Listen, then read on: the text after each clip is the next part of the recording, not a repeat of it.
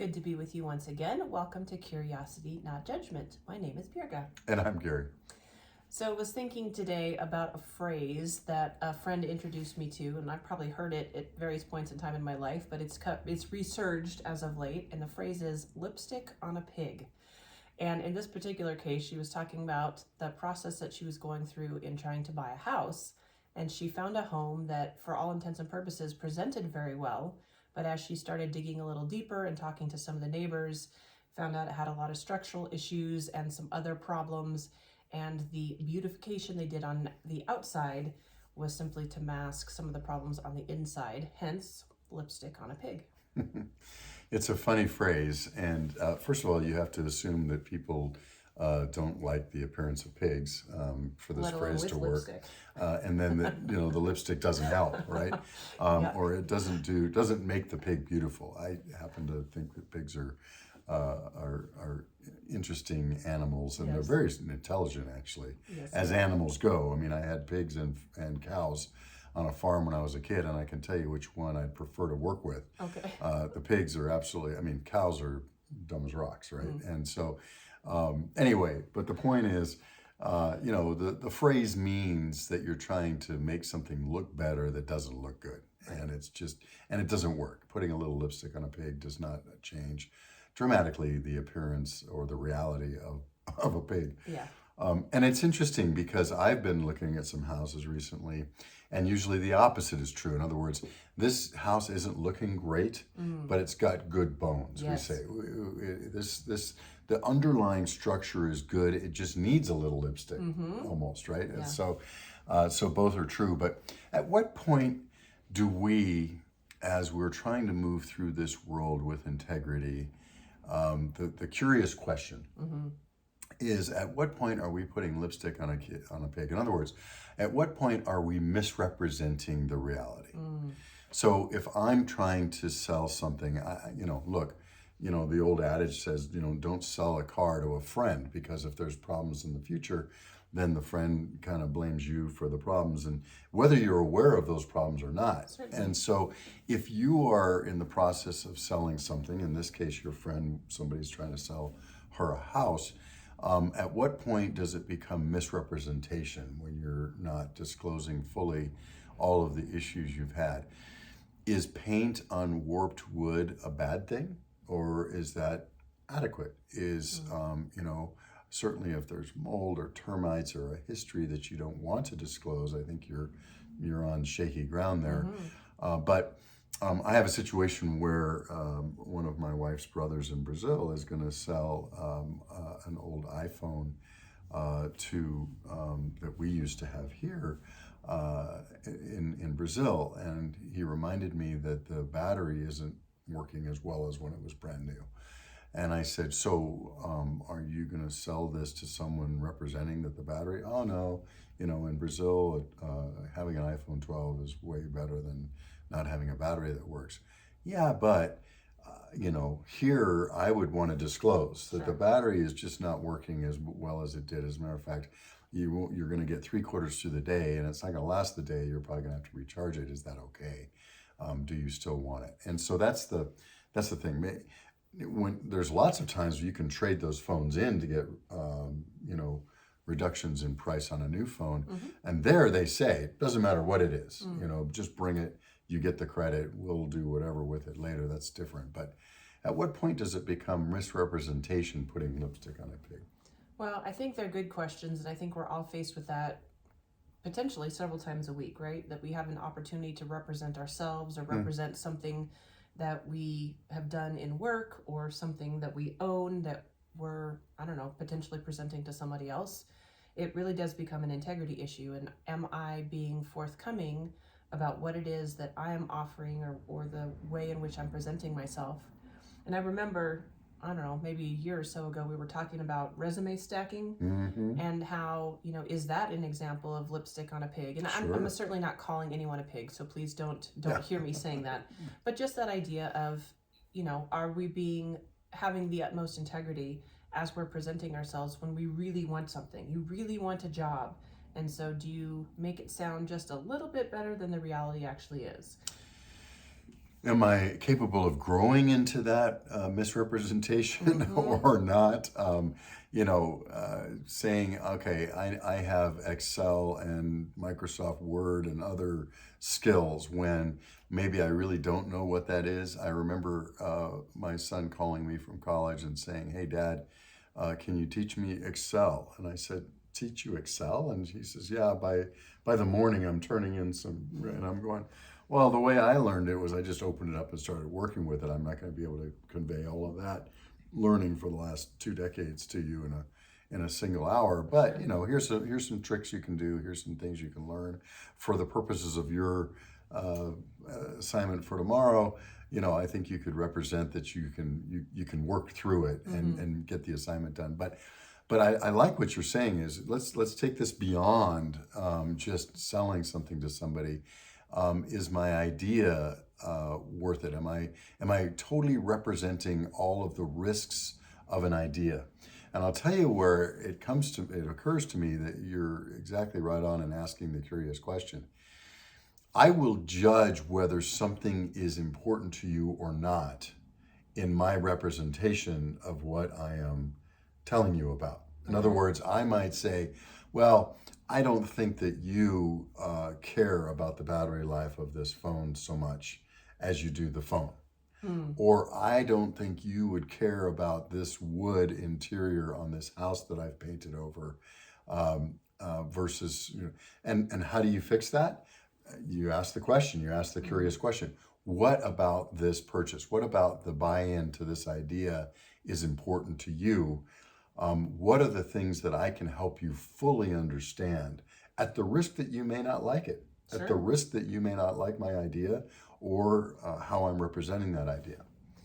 I find this also has a lot to do with personality and the way that people are wired and, the pessimist versus the optimist. And so, as we've discussed many an episode, I really skew more negative, and so I think I am prone to look at the problems. And I also am very literal, and I'm also very, I guess, kind of law focused in the sense of I want a yes to be a yes. I want to know all of the steps. I want to, do all of the steps and get my gold star at the end, right? And so I think because of those things, I would tend to probably over disclose. If someone is much more optimistic and has a brighter overall demeanor and thinks everything's going to work out just fine, maybe your glossing over certain things isn't an integrity issue so much as it's a personality issue. Thank you for that excuse and rationalization, because that's exactly me. And I do represent things as already being done, even if all the details aren't worked out, because I feel like the details can be worked out and it's not a big deal. And that if I come up with an idea that I think is a really good one, that, you should just come along because I've thought it out, I've thought about it enough for it. I know it's going to work. I'm doing air quotes. Yeah. I know it's going to work, and I'm representing to you that the idea will work. And you may have some very good questions about how it may not work that I need to be prepared to answer. And quite frankly, I'm pretty good at that. And so you're right, is my personality style, that I am going to not evilly, but I will over-represent something as being thought out and done and a good idea, because I believe that the major parts of it have been. What I missed there potentially is that I'm judging that the major parts are the major parts in your head, not just in mine. Right. Well, and it's very interesting, especially if the transaction is between a pessimist and an optimist. Because if you, as the optimist, kind of sell me this product or this notion with all of your reasonings, disclosed or otherwise, about all the ways that this is going to work out and be favorable in the end, but my perception is there's a lot of holes in this situation, or there's a lot of problems that need to be resolved. If I don't have the bandwidth, or if I'm not already in the mindset to solve the problem, we may instantly become or have an impasse. So I'll tell you how this was handled, and once we figured this out, it was a beautiful thing. I had a business partner in a startup that we were doing together, at one point in the medical field that he was a finance guy and I was a kind of a business guy who knew just about enough about the medical stuff because of research I did and other personal experience, that I would come forth with these ideas and he would just look at me and go, boy, I don't know, and I don't know enough to know what questions to ask you.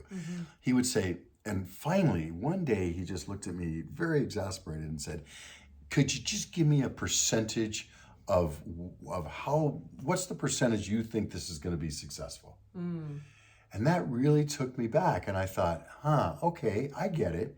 So I'm bringing to you some expertise that you don't have and saying that this is a good thing, but there are some risks, like with anything. Okay, I get it.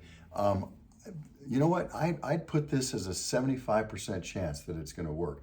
And as the words were leaving my mouth, I was thinking that wasn't going to be good enough. He's a guardian. He's a nurturer. He's one of these guys that has to have everything because he's a finance guy. He wants the I's dotted and the T's crossed. But he goes, "Thank you. 75% is good enough for me." Interesting. And and so my perception was that if I told him all the details, that it would be a laborious activity on my part to get him to understand, but that if I told him, at 75%, I still got to work out the other 24%, and there's a 25% chance this fails, that he might say, no, that's not good enough. But he was like, no, thank you. Now that I know that, I can give you my yes. And I thought, that's pretty cool. So a lot of what we say and what we do is coming down to communication and communication styles. But that's a way for someone who's optimistic to talk to somebody who's, pessimistic's the wrong word, somebody who's more into the details and more into needing, more guarded, to know, and there's a way for them to communicate. Yeah. Yesterday, we went to a home show at our local state fairgrounds where there's lots and lots of vendors representing everything from roofing companies to window companies, stucco, the whole 9 yards. So we were speaking with a lot of the different vendors, and I stopped by kind of a one-stop shop, home improvement company that they do everything, right? And they were touting the wonders of all of the things that they do, and then stopped by a place that does windows only. That was their specialty, and began to engage in a conversation with the window guy. And he begins to talk about the construction of the window and this, that, and the other thing, and had this really robust explanation about their product, why the product was superior, and some of the things that you need to look out for. And then he said, without naming names, he said, for example, there's a few folks here at this show who will say that they're this robust company with all of these, great reviews, and they may have a bunch of good kind of reviews on Google that have happened over the last 6 or 8 months. But if you dig a little deeper, you will find that there was also 300 complaints with the Better Business Bureau in 1 calendar year. And so they have front-loaded the sales pitch with the good Google reviews, of course, failed to leave off the 300 complaints with the Better Business Bureau. And to me, that absolutely is lipstick on a pig. But as a consumer, we have to be wise about that. And so I'm sure we have all had the situation where we've looked at something that's for sale online, looked at how many stars it has, and it's got 1,000 4-star reviews, good enough for me, only to find out it's a pretty garbage product because they front-loaded it with paid reviews, whatever the case may be, and it just wasn't accurate. It was lipstick on a pig. Yes. And you bring up some great examples there, and have got my mind worrying on a bunch of things. Sorry. And so there's a lot in there. So do you go with a specialist expert, or do you go with a generalist who also does that? And of course, it depends on your project, and it depends on if you want to talk to one person. Let's say you're doing a room addition on a house. You're going to need windows, you're going to need doors, you're going to need walls, you're going to need stucco. And do you want to have a generalist who's pretty good at all that, or at least represents to be, or do you want to go find a window person, a stucco person? So there's some hassle in that too. Sure. So there's that whole thing. And then there's the buying products, right? And I confess that I was on some social media platform and I saw this little thing where two people are, you kind of, it's like the old rock'em sock'em, only except that there's a balloon on each head and there's these two little swords, right? So it's like a fencing game. Okay. And you see these two people playing it, and then one person pops the balloon, and you're thinking, oh, that looks like kind of fun. So I bought one. Okay. It comes unassembled, which I expected. Sure. It's tie strips and these little pieces of wood. And by the time you put the guy together, now I'm an engineer. I feel like I probably did it at least as well as the instructions, which were in another language. Sure. Said it to be done, and I even did some modifications after the first attempt didn't work. But oh my goodness, we ended up taking one of the little swords and doing this to the balloon, and it wasn't popping, and realized the whole thing is a sham, right? Yeah. And so they figured out how to somehow do something where they were able to pop a balloon in a slick little video. But the product is nowhere close to working like that. Right. And so, is that lipstick on a pig? I would think so. Yeah. So, I think that we have to be very careful if we see one data point and extrapolate that this is going to be something good. Right. That's an example of it. I think that your star rating or your here's the good Google reviews versus the Better Business Bureau things. Those are all examples of that. Now, if I'm a business, am I going to represent myself as well as good as possible? Certainly. Sure. But I need to also be somewhat honest about, there's been some complaints too.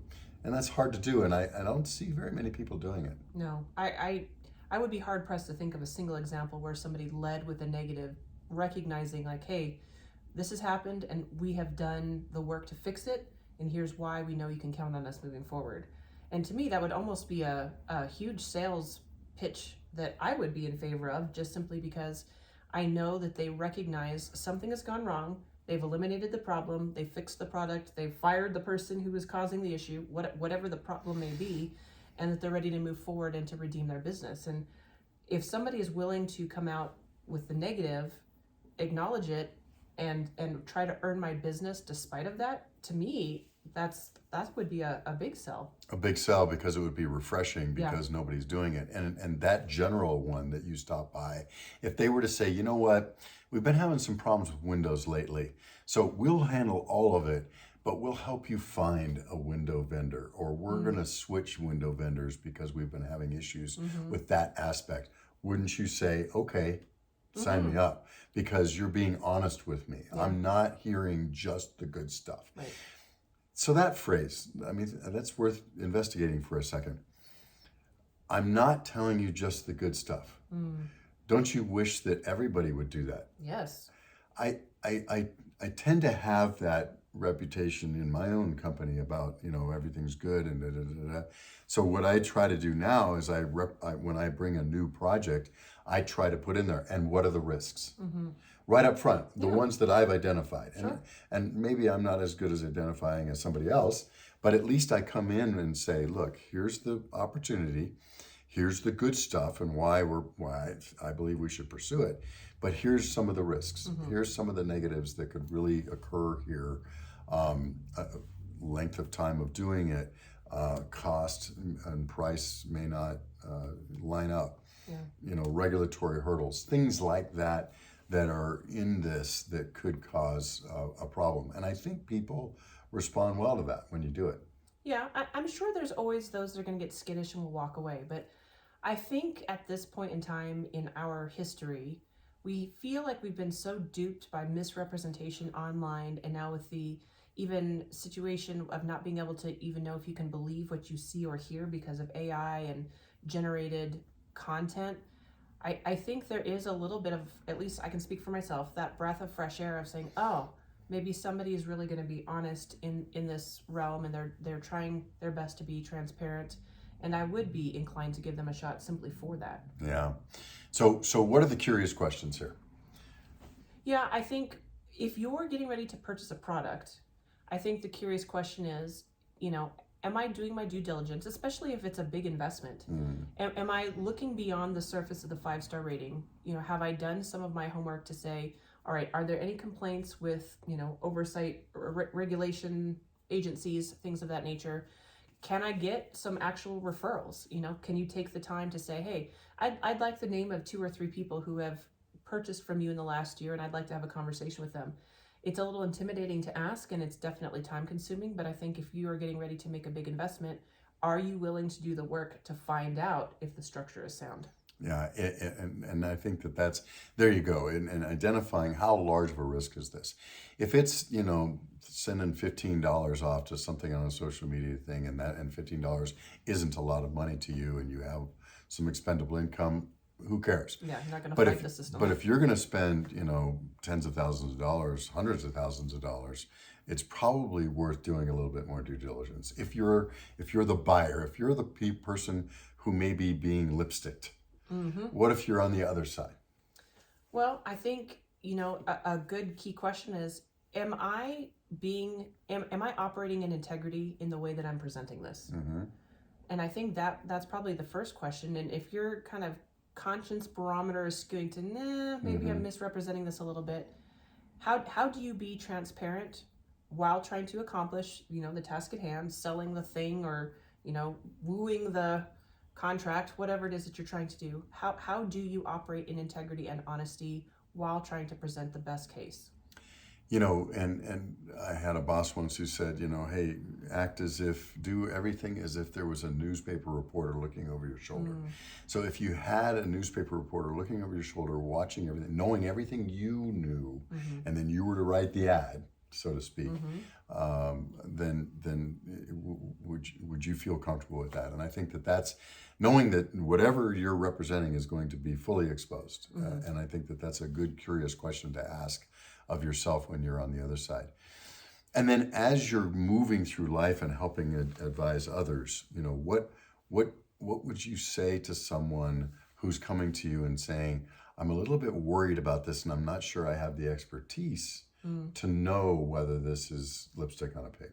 Well, I think a question would be, who is the ideal person to answer that question with some genuine knowledge? Do you need an engineer? Do you need a accountant? Do you need an architect? I don't know, whatever the case warrants, and start to begin to say, okay, who do we know in our network that we could reach out to so that we can get some factual information about this? And ask for help. Absolutely. So then kind of in closing, if you are the person, again, trying to represent yourself well, and you are a positive skewed person, and you are very optimistic and forward thinking, how do you pause long enough to really consider the way that you're presenting towards someone who may be much more in that cautious guardian role? And if you are on the other side, how do you get the expertise on your side to know what questions to ask and to make sure that you're not just buying the lipstick and you understand and know the pig you're buying? Indeed. and maybe sometimes that pig looks good with lipstick. Who knows? Maybe it does. All right. Well, as always, we appreciate you tuning in. And please drop us a note on the Curiosity Not Judgment website. And we also have opportunity for you to leave some comments on the YouTube page. So we just appreciate you sticking around, and we'll see you again next week. Take care.